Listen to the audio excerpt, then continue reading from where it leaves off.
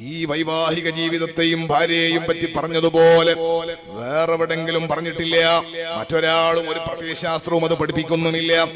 അള്ളാഹുവിന്റെ ഖുർആൻ എത്ര കൃത്യമായിട്ടാണ് ഒരു വിവരം പറയുന്നത്. വമിൻ ആയാതിഹി അൻ ഖലഖ ലക്കും മിൻ അൻഫുസികും അസ്വാജൻ ലിതസ്കുനൂ ഇലൈഹാ വജഅല ബൈനകും മവദ്ദതൻ വറഹ്മ ഇന്ന ഫീ ദാലിക ലആയാതിൻ ലിഖൗമിൻ യതഫക്കറൂൻ.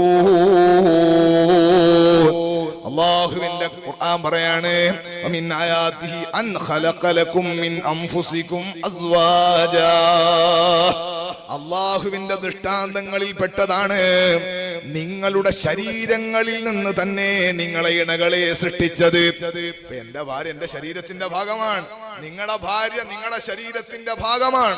പക്ഷെ ഇപ്പൊ ആ ഭാഗം കേക്കല് ഫേസ്ബുക്കിൽ മാത്രം.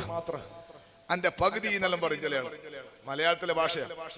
എന്റെ ജീവിതത്തിന്റെ പാതി എന്ന് പൊരക്കോയി നോക്കണം. കഥ അറിയണമെങ്കിൽ ഫേസ്ബുക്കിൽ ലൈക്ക് കിട്ടാനും കമന്റ് കിട്ടാനും വേണ്ടി അടിച്ചിടുകയാണ്. ഒരാൾ ഇങ്ങനെ പോലിട്ട് കൊടുക്കും.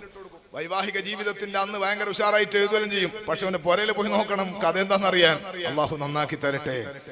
ജീവിതത്തിന്റെ പാതിയാണ്, നിന്റെ ജീവിതത്തിന്റെ ഒരു ഭാഗമാണ് എന്നാ ഖുർആൻ പറഞ്ഞത്.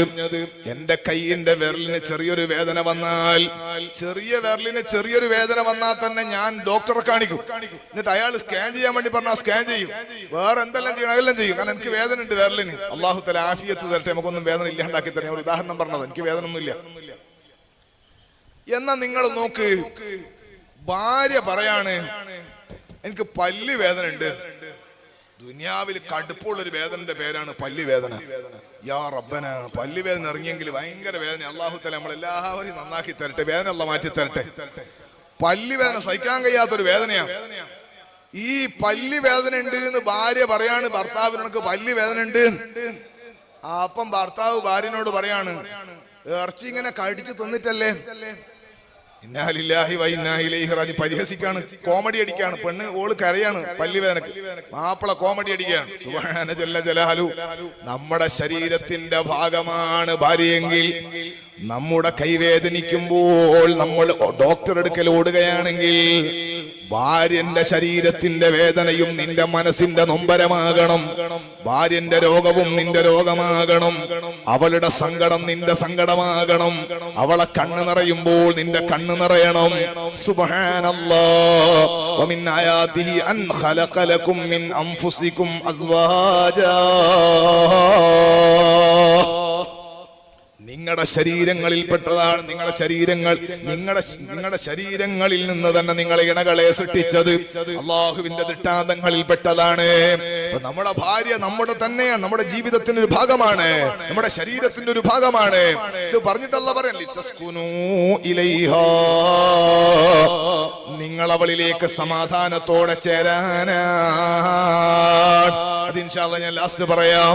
നിങ്ങൾ നോക്കൂ സഹോദരങ്ങളെ, ഈ സ്വന്തം ശരീരമായി കാണേണ്ട ഭാര്യ, പല ഭാര്യമാരും പല കുടുംബങ്ങളിലുമൊക്കെയുള്ള പല പ്രതിസന്ധികളുടെയും കാരണം എന്താണെന്നറിയോ നിങ്ങള്?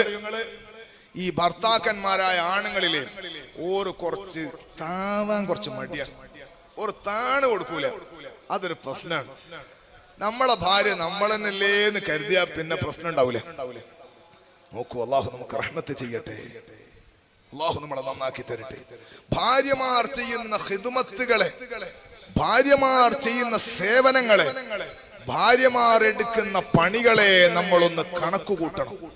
അടുക്കളയിൽ ക്യാമറ വെക്കണം. അവിടെ കള്ളം കയറുന്നുണ്ടോ നോക്കാനല്ല.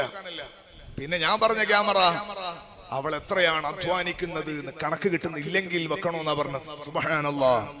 നമ്മുടെ ഭാര്യമാർ എത്രയാണ് വീടിൽ നിന്ന് നമ്മുടെ മക്കൾക്കൊക്കെ വേണ്ടി ഓടുന്നത്, എത്രയാണ് അവർ അധ്വാനിക്കുന്നത്. ഒരൊറ്റ ദിവസം ദുനിയാവിൽ ഡ്യൂട്ടി ഒഴിവില്ലാത്ത ഒരു ടീം ഉണ്ടെങ്കിൽ നമ്മുടെ ഭാര്യമാര് മാത്രമാണ്. പെണ്ണുങ്ങൾക്ക് ഒരൊറ്റ ദിവസം ദുനിയാവിൽ ലീവ് ഉണ്ടാവില്ല. ഗൾഫ് പോയ ആൾ ഒരു മാസം വന്നാല് അയാൾക്ക് കുറച്ച് ദിവസം ലീവ് ഉണ്ടാവും. എന്നാൽ ഈ ഭാര്യമാർക്ക് ലീവ് ഉണ്ടാവില്ല.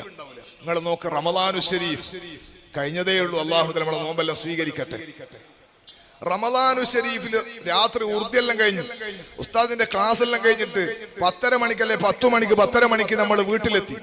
എന്നിട്ട് ഉറങ്ങാൻ പോകുമ്പോ നിങ്ങൾ ഉള്ളാളക്കാരെങ്ങനെയാണെന്ന് അറിയില്ല, ഞങ്ങളൊക്കെ നാട്ടിൽ അധിക ഭർത്താക്കന്മാരും ഭാര്യമാരോട് നോമ്പിന് വസിയത്ത് പറയും ഉറങ്ങാൻ കിടക്കുമ്പോ. എന്താ വസിയത്ത് എന്നറിയോ? എന്റെ റബ്ബർ തോട്ടയും കരുതി തന്ന അങ്ങനത്തെ വസിയത്തൊന്നല്ല.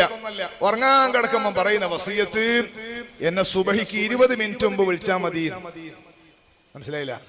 സുബഹി വാങ്ങി കൊടുക്കുന്നതിന് അത്താഴം വയ്ക്കണ്ടേ, അതിന് 20 മിനിറ്റ് മുമ്പ് വിളിച്ചാൽ മതി. 20 മിനിറ്റ് മുമ്പ് നിന്നെ വിളിക്കണമെങ്കിൽ ഭാര്യ 1.5 മണിക്കൂർ, ചുരുങ്ങിയത് 1.5 മണിക്കൂർ മുമ്പ് എഴുന്നേൽക്കണം, ഭക്ഷണം ഉണ്ടാക്കണം. നിന്നെ വിളിച്ചാൽ എഴുന്നേൽക്കുവോ? ഒരിക്കൽ വിളിച്ചാൽ അങ്ങോട്ട് തിരിഞ്ഞു കിടക്കും, അവൾ അടുക്കളയിലേക്ക് പോകും, എന്നിട്ട് പപ്പടം പൊരിക്കും, തിരിച്ചു വന്നിട്ട് ആദ്യം വിളിക്കും, അപ്പൊ ഇങ്ങോട്ട് തിരിഞ്ഞു കിടക്കും, എന്നിട്ട് അവള് പോയി കറി ഇളക്കിയിട്ട് രണ്ടാമത് വരും, പിന്നെ ഒന്ന് വിളിച്ചാൽ നീ ഇങ്ങനെ എഴുന്നേറ്റ് കുത്തനെ കിടക്കും. സുബ്ഹാനല്ലാഹ്. ലാസ്റ്റ് ഇന്നലെ രാത്രി കഷ്ടപ്പെട്ടിട്ട് അവള് നിസ്കരിച്ച 20 റക്അത്ത് തറാവീഹും 3 റക്അത്ത് വിത്തർ അടക്കം എല്ലാ നിസ്കാരവും അവളെല്ലാ ചാവും ഹലാക്കെല്ലാം കഴിച്ചിട്ട് നിനക്ക് തന്നാലേ നീ എണീക്കുള്ളൂ എന്ന് പറഞ്ഞാൽ ഓള് ലാസ്റ്റ് പറയും, ഹലാക്കിന്റെ നിങ്ങളെ വീഴ്ചിട്ട് തന്നെ എനിക്ക് അങ്ങനെ ഇങ്ങനെ ഇല്ല ശാപം തേടിച്ചും പറഞ്ഞാൽ അല്ലാതെ ഈ ആ ബെഡ് എണീക്കൂല. സത്യത്തില് അവൾക്ക് ഈ അത്താഴുണ്ടാക്കുന്നതിനേക്കാൾ പ്രയാസമാണ് ഭർത്താവായ നിന്നെ വിളിക്കല് എന്നാ ഞാൻ പറഞ്ഞത്. നിങ്ങളെ പുറയിൽ എങ്ങനെ ഉള്ളത് നിങ്ങളൊന്ന് ആലോചിച്ചാൽ മതി. പെണ്ണുങ്ങൾ വിചാരിക്കുന്ന നല്ല ഉസ്താദ്, മാഷാ അല്ലാഹ്, അള്ളാഹു നമ്മളെ പെണ്ണുങ്ങൾക്ക് നല്ല ബുദ്ധി നൽകി, നല്ല സന്തോഷം അള്ളാഹു കൊടുക്കട്ടെ. ആമീൻ. ഒരു ആഫിയത്ത് പോരാ. പ്രത്യേകിച്ച് ഭാര്യമാർക്ക് ദ്വാരക്കുമ്പോൾ നിങ്ങൾ എത്ര ഇഖ്ലാസിൽ ആമീൻ പറയുന്നു, അത്രയും നമ്മുടെ ആരോഗ്യം നല്ലതാകും. നല്ല ഭക്ഷണം ഉണ്ടാവും, നല്ല സ്വഭാവം ഉണ്ടാവും. നമ്മൾ അവർക്ക് വേണ്ടി ദ്വാരക്കുന്ന കുറച്ചാലും